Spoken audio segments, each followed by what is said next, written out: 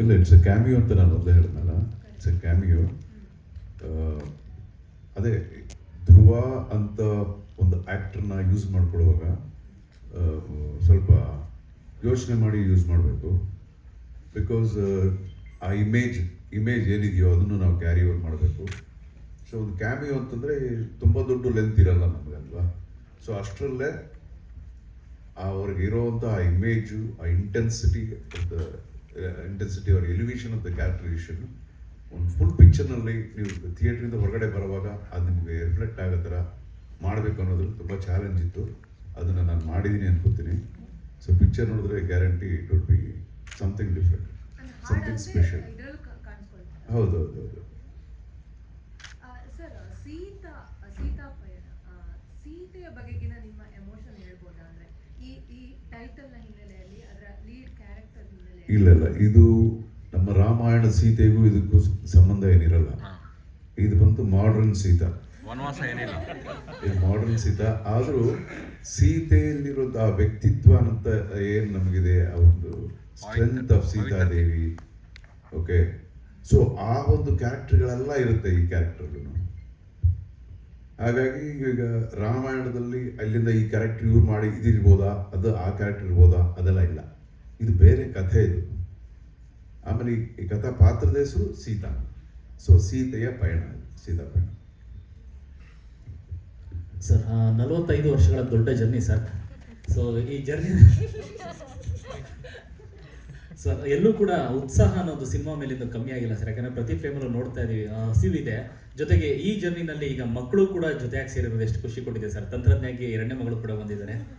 ಹೌದಲ್ವಾ, next generations ಎಲ್ಲ ಬರ್ತಿರ್ಬೇಕು. ಬಂದರೆ ತಾನೇ ಮುಂದೆ ನಾಳೆ ಅಂತ ಒಂದು ಇದೆಯಲ್ಲ, ಟುಮಾರೋ. ಎಲ್ಲರೂ people can't be there for tomorrow. ಹೋಗ್ತಾ ಇರುತ್ತೆ, ಮುಂದಕ್ಕೆ ಹೋಗ್ತಾ ಇರುತ್ತೆ. ಸೊ ನಾಳೆನ ರೆಪ್ರೆಸೆಂಟ್ ಮಾಡೋಕ್ಕೆ ಜನ ಬೇಕಲ್ಲ. ಸೊ ಯಂಗ್ಸ್ಟರ್ಸು, ನಮ್ಮ ಫ್ಯಾಮಿಲಿ ಅಂತಲ್ಲ, ಬೇರೆ ಹೊರಗಡೆಯಿಂದ ಕೂಡ ಯಂಗ್ಸ್ಟರ್ಸ್ ಬರ್ತಾನೆ ಇರಬೇಕು. ಬಂದ್ರೇನೆ ಅಲ್ವಾ ನಾಳೆ. 15 ಸಿನಿಮಾಗಳ ಡೈರೆಕ್ಷನ್ ಮಾಡಿದ್ರಿ. ಸೊ ಈ ಕತೆಗೆ 13 ವರ್ಷಗಳ ಜರ್ನಿ ಇದೆ. ಸೊ ಅಲ್ಲಿಂದ ಕಾಡಿದೆ ಅಂತಂದ್ರೆ ಅಂಥದ್ದೇನು ವಸ್ತು ನಿಮ್ಮ ಕಾಡಕ್ಕೆ ಕಾರಣ ಏನಾಗಿದೆ ಅಂತ ಸರ್? ಆ ಎಮೋಷನ್ ಇಂಡೈರೆಕ್ಟ್ ಆಗಿ ಏನು ಕತೆ ಅಂತ ಕೇಳ್ತಿದ್ದೀರಾ? ಗ್ಯಾರಂಟಿ ಅದು ನೀವು ಸಿನಿಮಾ ನೋಡಿದ್ರೆ ನಿಮ್ಗೆ ಗೊತ್ತಾಗುತ್ತೆ. ಗ್ಯಾರಂಟಿ ಸಿನಿಮಾ ನೋಡ್ಬಿಟ್ಟು ನೀವು ಹೊರಗಡೆ ಬರುವಾಗ ನೀವು ಕೇಳಿದ ಕ್ವಶನ್ಗೆ ಆನ್ಸರ್ ಇರುತ್ತೆ. ಏನಿದು ಡಿಫ್ರೆನ್ಸ್ ಏನಿದೆ ಇದರಲ್ಲಿ, ಯಾವ ಥರದೊಂದು ಕತೆ ಮಾಡಿದ್ದಾರೆ, ದೊಡ್ಡದಾಗ 3 ವರ್ಷದಿಂದ ಏನೋ ಮಾಡಿದ್ದೀನಿ ಅಂತ ಹೇಳ್ತಾರೆ, ಏನ್ರಿ ಇದು ಅಂತ ನಿಮ್ಗೆ ಕೇಳೋ ಕ್ವಶನ್ ಗ್ಯಾರಂಟಿ ಆನ್ಸರ್ ಇರುತ್ತೆ ಇದರಲ್ಲಿ. ಏನಂತಾರೆ, ಈ ಆರ್ಟಿಫಿಷಿಯಲ್ ಡ್ರಾಮಾ ಇದೆಲ್ಲ ಏನೂ ಇರಲ್ಲ. No artificial drama. All real people, real emotions, real situations. Sentiments ಅಂದರೆ ಇವಾಗ ನಾವು ಅಯ್ಯೋ ಗೋಳು ಇದಕ್ಕೆ ಹಿಂಗಳ್ಸೋದು ಅಂತ ಒಂದಿರುತ್ತಲ್ಲ, ಅದೆಲ್ಲ ಇರಲ್ಲ. ನಿಮ್ಗೆ ರಿಯಲ್ ಸಿಚುವೇಶನ್ಸ್ ಇರುತ್ತೆ, ಫೇಕೇ ಇರಲ್ಲ ಎಲ್ಲೂ. So that will be another highlight. Even ಫೈಟ್ಸ್ನಲ್ಲೂ ಅಷ್ಟೇ, 4 ಫೈಟ್ ಇದೆ ಪಿಕ್ಚರ್ನಲ್ಲಿ. ದೊಡ್ಡದಾಗಿ ಇವಾಗ ಮೇಲೆ ಜಂಪು ಹಾರ್ಕೊಂಡು ಬಿಡೋದು ಅದೆಲ್ಲ ಏನಿರಲ್ಲ. ಸ್ಟ್ರೈಟ್ ನ್ಯಾಚುರಲ್ ಆಗಿರುತ್ತೆ ಫೈಟ್ಸ್ ಅದರ. ನೆನೆ ಇಂಟರ್ವ್ಯೂలో ಕೇಳ್ತಾ ಇದ್ವಿ ಆ್ಯಕ್ಚುಲಿ ಅದನ್ನ. ಸೊ ಇಲ್ಲಿ ತನಕ ಆಕ್ಷನ್ ಕಿಂಗ್ ಅಂತ ನೋಡ್ತಾ ಇದೀವಿ, ಈಗ ಲವ್ ಕಿಂಗ್ ಅಂತ ನೋಡ್ತಾ ಇದೀವಿ ಅರ್ಜುನ್ ಸರ್. ನಾನು ಡೈರೆಕ್ಟ್ ಮಾಡಿದ್ದೀನಿ ಸ್ವಾಮಿ, ಲವ್ ಮಾಡಿಲ್ಲ. ಎಲ್ಲೋ ಒಂದ್ ಕಡೆ ಸರ್ ಮಕ್ಕಳ ಲವ್ ಲೈಫ್ ಅಂದ್ರೆ ತುಂಬಾ ಒಳ್ಳೆ ಜರ್ನಿ, ಸುಂದರವಾದ ಜರ್ನಿ, ಅವರ ಪ್ರೀತಿ ವಿಚಾರ ಎಲ್ಲ. ಸೊ ಅದು ನೋಡಾದ್ಮೇಲೆ ಅನಿಸ್ತಾ ಸರ್, ಈ ಥರದೊಂದು ಜಾನರ ಲವ್ ಟ್ರ್ಯಾಕ್ಗೆ ನಾನು ಬರಬೇಕು ಅನ್ನೋಂಥದ್ದು. ನಾನು ಬರಬೇಕು ಅಂತ ಅಂದ್ಕೊಂಡಿಲ್ಲ, ಸುಮ್ಮನೆ ನನ್ನ ಮೈಂಡ್ ಎಲ್ಲ ಚೇಂಜ್ ಮಾಡೋಳಾಗೆ. ಅನೂಪ್ ಸರ್, ಮ್ಯೂಸಿಕ್ ಕಂಪೋಸಿಷನಲ್ಲಿ for me he has a very good taste of the music, and the way he narrated the script and the song sequence and the choosing of the tune, main thing.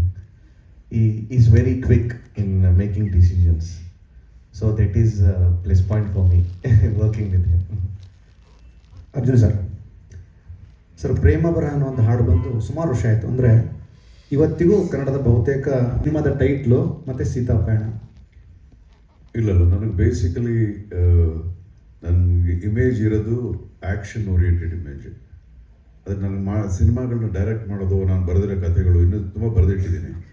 ಅದೆಲ್ಲ ಬಂದ್ಬಿಟ್ಟು ಸ್ವಲ್ಪ ಇದೇ ಥರದ್ದೇ ಒಂದು ಏನಂತಾರೆ, ಒಂದು Civic values ಇರೋಂಥದ್ದು. Comedy ಇದೆಲ್ಲನೇ ನನಗೆ real ಆಗಿ as A personal ಆಗಿ ನನಗೆ ಈ ಥರದೆಲ್ಲನೇ ತುಂಬ ಇಷ್ಟ. ಬಟ್ ಜನಗಳಿಗೆ ಏನು ಇಷ್ಟ ನಾವು ಅದನ್ನು ಕೊಡಬೇಕಾಗಿರೋ ನಮ್ಮ ಕರ್ತವ್ಯ ಅಲ್ವಾ. ನಾನು ಹೀರೋ ಮಾಡಿದಾಗ ಅದನ್ನೆಲ್ಲ ಯೋಚನೆ ಮಾಡ್ತೀನಿ ನಾನು. ಸೊ ಹಾಗಾಗಿ ನನ್ನ ಇದು ಏನಂತಾರೆ ಇಮೇಜ್ ಬೇರೆ ಏನಿದ್ರು ಇದರ ಪಿಕ್ಚರ್ಗಳನ್ನ ಇವಾಗ ನನಗೆ ಸ್ಕೋಪ್ ಇದೆ. ಈಗ ಬೇರೆ ಆ್ಯಕ್ಟರ್ಗಳನ್ನ ಇಟ್ಕೊಂಡು ನಾನು ಡೈರೆಕ್ಟ್ ಮಾಡುವಾಗ ಆವಾಗ ನನ್ನ ಒಳಗಡೆ ಇರುವಂಥ ಆ ಒಂದು ಇನ್ನೊಂದು ಇಮೇಜು ಹೊರಗೆ ಬರುತ್ತೆ. ನಿರಂಜನ್ ಮಾತಾಡ್ತಾ ಹೇಳಿದ್ರಿ ಅಂದರೆ ಗ್ಯಾಪ್ ಆಯಿತು ಅಂತಂದ್ರಿ, ಬಟ್ ಈ ಗ್ಯಾಪನ್ನು ಫುಲ್ಫಿಲ್ ಮಾಡೋದಕ್ಕೆ ಒಂದು ಪದ ಬಳಸಿದ್ರಿ, ಕನ್ನಡದ ಹುಡುಗ ಅಂತ. ನಿಮ್ಮ ಜೊತೆ ನಿಂತವರೆಲ್ಲರೂ ಕನ್ನಡಿಗರೇ, ದೊಡ್ಡ ಮಟ್ಟದ ಗೆಲ್ಲುವುದಾಗಲಿ. ಇದನ್ನು ಹೇಗೆ ಫೀಲ್ ಮಾಡ್ತೀರಿ ಈ ಥರದ ಒಂದು ಜರ್ನಿನ? ಗ್ಯಾಪ್ ಅನ್ನೋದನ್ನು ಹೊರತುಪಡಿಸಿ ಸಸ್ಟೇನ್ ಆಗಿದ್ದೀರಾ, ಅಂದರೆ ಆ್ಯಕ್ಟಿವ್ ಆಗಿದ್ದೀರಾ, ಇದಕ್ಕೆ ಹೇಗೆ ಕನೆಕ್ಟ್ ಆಗುತ್ತೆ ಆಸ್ ಆ್ಯಕ್ಟರ್ ಆಗಿ? ಅದೇ ಸರ್, ಗ್ಯಾಪು ನನ್ನಿಂದ ಆಗಿಲ್ಲ. ನಾನು ಕೆಲಸ ಕಂಟಿನ್ಯೂಸ್ ಆಗಿ ಮಾಡ್ತಾ ಇದ್ದೀನಿ. ಬರೋಕ್ಕೆ ಒಂದು ಕಾಲ, ಒಂದು ಟೈಮ್ ಕೂಡ ಬರಬೇಕು. ತಂಡದ ಸಪೋರ್ಟ್ ಇರಬೇಕು definitely. As a director, producers ಎಲ್ಲರೂ ಸಪೋರ್ಟಲ್ಲಿ ಇದ್ದಾಗ ಡೆಫಿನೆಟ್ಲಿ ನಾನು ಮಾಡಿರೋ ಕೆಲಸಗಳು ಆದಷ್ಟು ಬೇಗ ಮುಂದೆ ಬರುತ್ತೆ. ಸೊ ಅದರಲ್ಲಿ ನನಗೆ ಈ ಸೀತಾಪಯಣ ಸಿನಿಮಾದಲ್ಲಿ ಏನು ಹೇಳ್ತೀವಿ, ತುಂಬ ಫಾಸ್ಟಾಗಿ ಆಯಿತು ಅಂತ. ಯಾಕೆಂದರೆ ಕಂಪ್ಲೀಟ್ ಕಂಟ್ರೋಲ್ ಸರ್ ಅಂಡರಲ್ಲಿ ಇದ್ದಾಗ everything was completely neatly planned ಈ ಸಿನಿಮಾಲಿ. ಅದಕ್ಕೆ ನಾವು ಅನ್ಕೊಂಡಂಗೆ ಶೂಟಿಂಗ್ ಹೋದ್ವಿ, ಅನ್ಕೊಂಡಂಗೆ ಮುಗಿಸಿದ್ವಿ, ಅನ್ಕೊಂಡಂಗೆ ಇವಾಗ ನಿಮ್ಮ ಮುಂದೆ ಇದ್ದೀವಿ.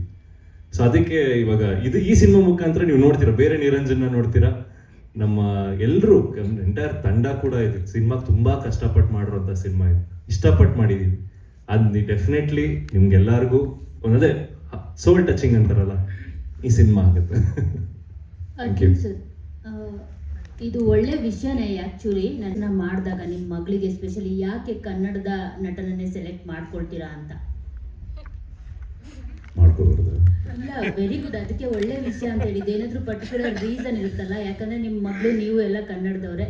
ಸೊ ಇಲ್ಲೆಲ್ಲ ಇವಾಗ ಕನ್ನಡ ಭಾಷೆ, ಕನ್ನಡದಲ್ಲಿ ಸಿನಿಮಾ ಮಾಡುವಾಗ ಅದೊಂದು ಸಪರೇಟ್. ನನ್ನ ಮಾತೃಭಾಷೆ ಅನ್ನೋದ್ರಲ್ಲಿ ತುಂಬಾ ನನಗೆ ಪ್ರೀತಿ, ಗೌರವ, ಅದೆಲ್ಲ ಅದೊಂದು ಸೈಡ್ ಇದ್ರೂ ಕಲೆಗೆ ಯಾವ ಒಂದು ಬಾರ್ಡರ್ಸ್ ಇಲ್ಲ ಈಗ.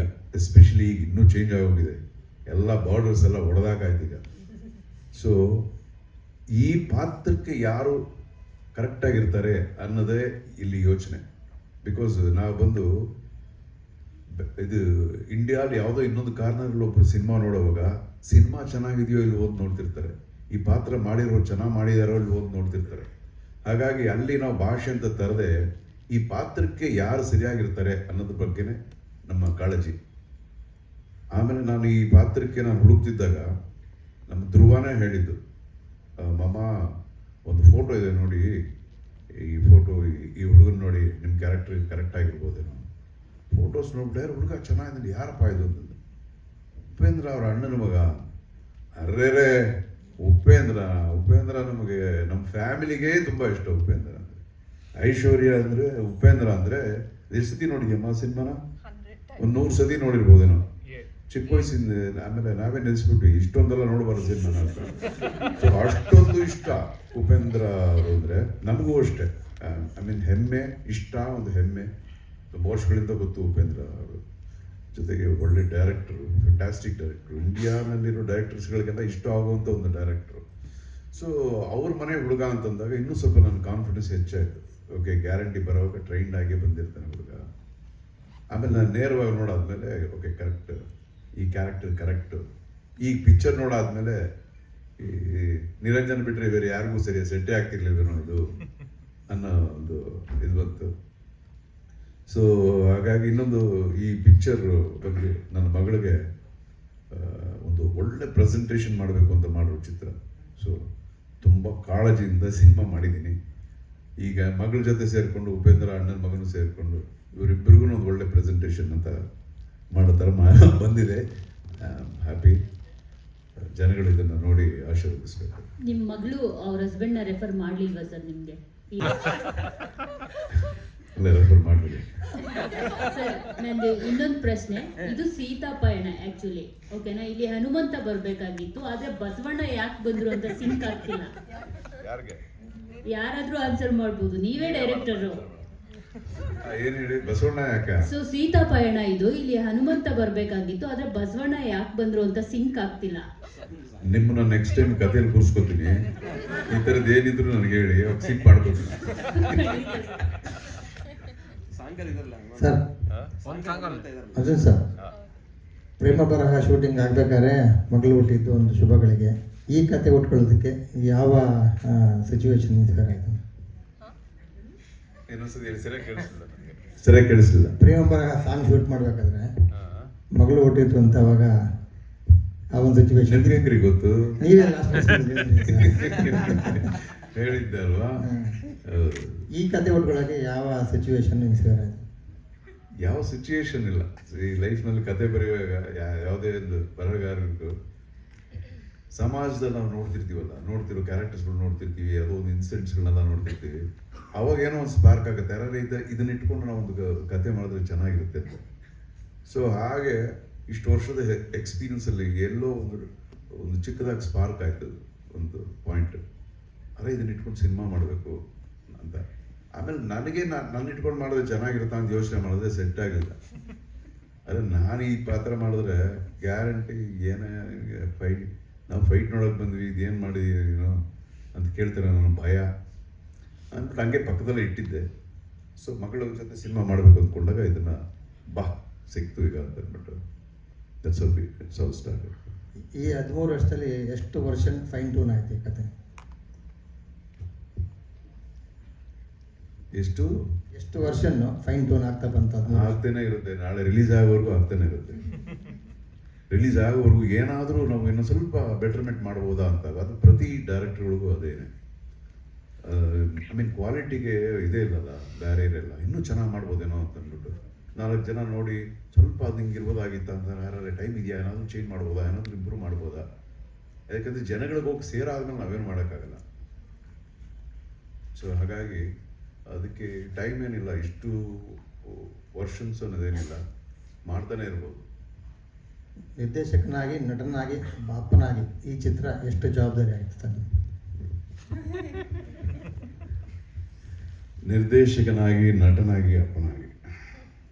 ನಟನಾಗಿ ಏನೂ ಇಲ್ಲ ಜವಾಬ್ದಾರಿ.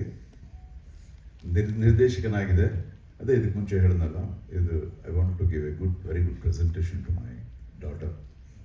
ಒಳ್ಳೆ ಟ್ಯಾಲೆಂಟ್ನ ನಾನು ನೋಡಿದೆ. ಸುಮ್ಮನೆ ನಾವೇನು ಇಲ್ಲದೇ ಇರೋದನ್ನ ಪುಷ್ ಮಾಡೋಕ್ಕಾಗಲ್ಲ. ಅವ್ರಿಗೆ ಟ್ಯಾಲೆಂಟ್ ಇದ್ರೇ ನಾವು ಏನಾದರೂ ಮಾಡೋಕ್ಕೆ ಸಾಧ್ಯ. ಕುದುರೆನ ತೊಗೊಂಡೋಗಿ ನೀರು ಮುಂದೆ ನಿಲ್ಲಿಸ್ಬೋದೇ ಹೊರತು ಕುಡ್ಸೋಕ್ಕಾಗಲ್ಲ.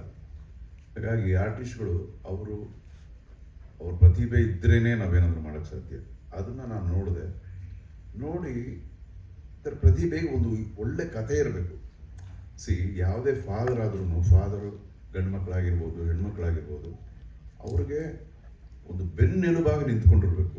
ಅವ್ರು ಏನು ಮಾಡ್ತಾರೋ, ಏನಾದರೂ ಮಾಡ್ಬೋದು, ಅವ್ರು ಓದ್ಬೋದು, ಇಲ್ದರೆ ಒಂದು ಬೇರೆ ಇನ್ನೇನಾದ್ರು ಯಾವುದಾದ್ರೂ ಒಂದು ಸ್ಪೋರ್ಟ್ಸ್ ಫೀಲ್ಡಲ್ಲಿ ಇರ್ಬೋದು, ಯಾವುದೇ ಫೀಲ್ಡಲ್ಲಿದ್ದರೂ ಅವ್ರಿಗೆ ನೀವು ಬೆನ್ನೆಲುಬಾಗಿ ಇದ್ದು ಅವ್ರಿಗೆ ಗೈಡ್ ಮಾಡಬೇಕು ನಾವು. ಸೊ ಅದನ್ನು ನಾನು ಬಿಲೀವ್ ಮಾಡ್ತೀನಿ. ಇದು ನನ್ನ ಇಂಡಸ್ಟ್ರಿ. ಇದು 45 ವರ್ಷದಿಂದ ನಾನು ನೋಡೋ ಇಂಡಸ್ಟ್ರಿ. ಫುಲ್ ಸೌತ್ ಇಂಡಿಯಾದಲ್ಲಿ ಎಲ್ಲೆಲ್ಲಿ ಏನು ಎಲ್ಲ ಗೊತ್ತು ನನಗೆ. ಸೊ ಆದ್ದರಿಂದ I feel this industry is A very very safe industry. ಇದು ನಾನು ಯಾವಾಗಲೂ ಹೇಳಬೇಕು ಅನ್ಕೋತೀನಿ. ತುಂಬ ಜನ ಹೊರಗಡೆಯಿಂದ ಹೆಣ್ಮಕ್ಳು ಎಲ್ಲ ತುಂಬ ಭಯ ಬೀಳೋದು ಇದೆಲ್ಲ ಇದೆ. ಬಟ್ ನಾವು ಹೇಗಿರ್ತೀವೋ ಹಾಗೇನೆ ಎಲ್ಲ. ಒಳ್ಳೆಯದು ಕೆಟ್ಟದ್ದು ಅನ್ನೋದು ಪ್ರತಿ ಜಾಗದಲ್ಲೂ ಇದೆ. ಯಾವುದೇ ಜಾಗದಲ್ಲಿ ನೀವು ನೋಡಿದ್ರೂ ಇದೆ. ಒಂದು ಹಾಸ್ಪಿಟ್ಲಲ್ಲ, ಇನ್ನೊಂದು ಬ್ಯಾಂಕ್ನಲ್ಲ, ನೀವು ಯಾವುದೇ ಜಾಗದಲ್ಲಿ ಹೇಳಿ, ಅಲ್ಲಿ ಒಳ್ಳೆಯದು ಇದೆ, ಕೆಟ್ಟದ್ದು ಇದೆ. ನಾವು ಹೇಗೆ ಅಲ್ಲಿ ಇರ್ತೀವಿ ಅನ್ನೋದು ತುಂಬ ತುಂಬ ಮುಖ್ಯವಾದ ಒಂದು ವಿಷಯ. ಹಾಗೆ ಇದಕ್ಕೆ ಮುಂಚೆ ಹೇಳಿದಾಗೆ ಇದು ಇಂಡಸ್ಟ್ರಿ, ನನಗೆ ಗೊತ್ತಿರೋ ಇಂಡಸ್ಟ್ರಿ. ಸೊ ನನ್ನ ಮಕ್ಕಳನ್ನ ಇಲ್ಲಿ ಕರ್ಕೊಂಬರೋದ್ರೆ ನನಗೆ ಯಾವ ಒಂದು ಇದಿಲ್ಲ. Plus I wanted to give a good film as a director. ನಾನು ಡೈರೆಕ್ಟರ್ ಆಗಿದ್ದಿದ್ದು ಇದನ್ನು ಯೋಚನೆ ಮಾಡ್ತಿದ್ನೋ ಅಲ್ಲೋ ಗೊತ್ತಿಲ್ಲ. Maybe I would have been a producer. Okay ನಾನು ದುಡ್ಡು ಹಾಕ್ತೀನಿ, ಒಳ್ಳೆ ಸಿನಿಮಾ ಮಾಡೋಣ ಅಂತ. ಈಗ ನಾನು ಡೈರೆಕ್ಟ್ ಆಗಿರೋದ್ರಿಂದ I tried my level best to give a very good film, not only to my daughter Kannada ಇದು ಆ್ಯಸ್ ಎ ಡೈರೆಕ್ಟ್ರು ತುಂಬಾ ಅಲ್ವಾ ಸ್ಟಾರ್ಟ್ ಮಾಡೋವಾಗ ಇದು ಬಂದು ನನ್ನ ಮಗಳಿಗೋಸ್ಕರ ಅಂತ ಒಂದು ಸಿನಿಮಾ ಸ್ಟಾರ್ಟ್ ಆಯಿತು. ಅದಾದಮೇಲೆ ಜನಗಳು ನೋಡ್ತಾರಲ್ಲ, ಆ ಜವಾಬ್ದಾರಿ ಇರಬೇಕು, ಒಂದು ಸಿವಿಕ್ ರೆಸ್ಪಾನ್ಸಿಬಿಲಿಟೀಸ್ ಪ್ರತಿಯೊಬ್ಬರಿಗೂ ಇರಬೇಕು. ಸೊ ಆ ಒಂದು ನಿಟ್ಟಿನಲ್ಲಿ ತುಂಬ ಜಾಗ್ರತೆಯಾಗಿ ಸಿನಿಮಾ ಮಾಡಿದ್ದೀನಿ.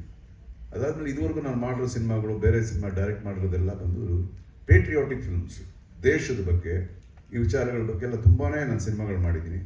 ಆದ್ದರಿಂದ ಚಿಕ್ಕ ಮಕ್ಕಳು ನಾನು ನೋಡಿದ್ರೆ ಜೈ ಹಿಂದ್ ಅಂತಾರೆ, ನಮಸ್ಕಾರ ಹೇಳಲ್ಲ. ವಯಸ್ಸಾಗಿರೋರಿಂದ ನೋಡಿದ್ರೆ ಅಲ್ವ ಜೈ ಹಿಂದ್ ಅಂತಾರೆ, ಅದು ದೊಡ್ಡ I am proud of that. So ಈ ಪಿಕ್ಚರ್ ಕೂಡ it's a patriotic film. It is family oriented, family patriotic. ಪೇಟ್ರಿಯಾಟಿಸಮಲ್ಲಿ ಫ್ಯಾಮಿಲಿ ಇದು. ಸೊ ನೀವು ನೋಡಿದಾಗ ಗೊತ್ತಾಗುತ್ತೆ, ಇದೇನು ಮಾತಾಡಿರೋದಲ್ಲ, ಇದಕ್ಕೆಲ್ಲ ನಿಮಗೆ ಆನ್ಸರ್ ಇಲ್ಲ ಅನ್ನೋದು ಗೊತ್ತಾಗುತ್ತೆ. ಐ ಥಿಂಕ್ ನಿಮ್ಮ ಕ್ವಶನ್ ಆನ್ಸರ್ ಮಾಡಿದ್ದೀನಿ ಅನ್ಸುತ್ತೆ.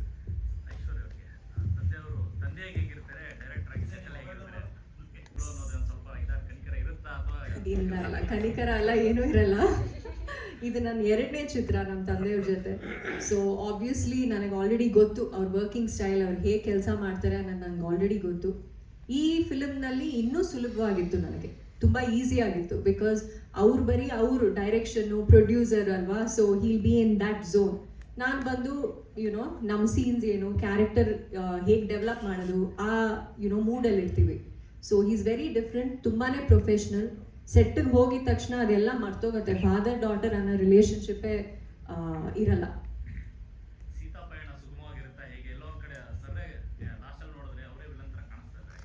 ನೀವು ನೋಡಿ ಈಗ ಎಲ್ಲಾನು ದಿಸ್ ಫಿಲ್ಮ್ ಇಸ್ ತುಂಬಾನೇ ಡಿಫ್ರೆಂಟ್. ಎಲ್ಲರೂ ಹೇಳೋದು ಅದೇನೆ, ಬಟ್ ಇದು ನಿಜವಾಗ್ಲೂ ಸತ್ಯವಾಗ್ಲೂ ತುಂಬಾನೇ ಡಿಫ್ರೆಂಟ್ ಆಗಿರುತ್ತೆ. ನೀವು ನೋಡಿದ್ರೆ 100% ನಿಮಗೆ ಇಷ್ಟ ಆಗುತ್ತೆ. ಅರ್ಜುನ್ ಸರ್, ಸೆಲೆಬ್ರಿಟಿ ಶೋ ಪ್ಲ್ಯಾನ್ಗಳು ಹತ್ರ ನೋಡ್ಕೊಂಡಿದ್ದೀವಿ. ಲಾಸ್ಟ್ ಟೈಮ್ ತುಂಬ ಜನ ಬಂದಿದ್ರು ಸಿನಿಮಾ ನೋಡೋಕ್ಕೆ. ಈ ಸರಿ ಏನೋ ಪ್ಲ್ಯಾನ್? ಸ್ವಲ್ಪ ಗಟ್ಟಿಯಾಗಿ ಮಾತಾಡಿ, ವಾಲ್ಯೂಮ್ ಕೊಡಿ. ಸೆಲೆಬ್ರಿಟಿ ಶೋ ಪ್ಲ್ಯಾನ್, ಯಾಕಂದ್ರೆ ಲಾಸ್ಟ್ ಟೈಮ್ ಸಿನಿಮಾಗೆ ತುಂಬ ಜನ ನಿಮ್ಮ ಸ್ನೇಹಿತರು ಇನ್ನು ಸೆಲೆಬ್ರಿಟಿ ಶೋ ಇನ್ನೂ ಇಟ್ಟಿಲ್ಲ. ಪ್ಲ್ಯಾನ್ ಮಾಡ್ಕೊಂಡಿದ್ದೀರಾ? ಗ್ಯಾರಂಟಿ ಬಿಫೋರ್ ರಿಲೀಸ್ ಒಂದಿನ ಮಾಡ್ತೀನಿ. ಅವಾಗೆಲ್ಲ ನಮ್ಮ ಆರ್ಟಿಸ್ಟ್ಗಳನ್ನ ಇಲ್ಲಿ ಕನ್ನಡದಲ್ಲಿ ಎಲ್ಲರನ್ನು ಕರೆದು ತೋರಿಸ್ಬೇಕು ನಾನು 100%. ಓಕೆ, ಐ ಥಿಂಕ್ ಎಲ್ಲ ಕ್ವಶನ್ಸ್ ಎಲ್ಲ ಮುಗಿದೋಯ್ತು ಅಂತ ಕಾಣುತ್ತೆ.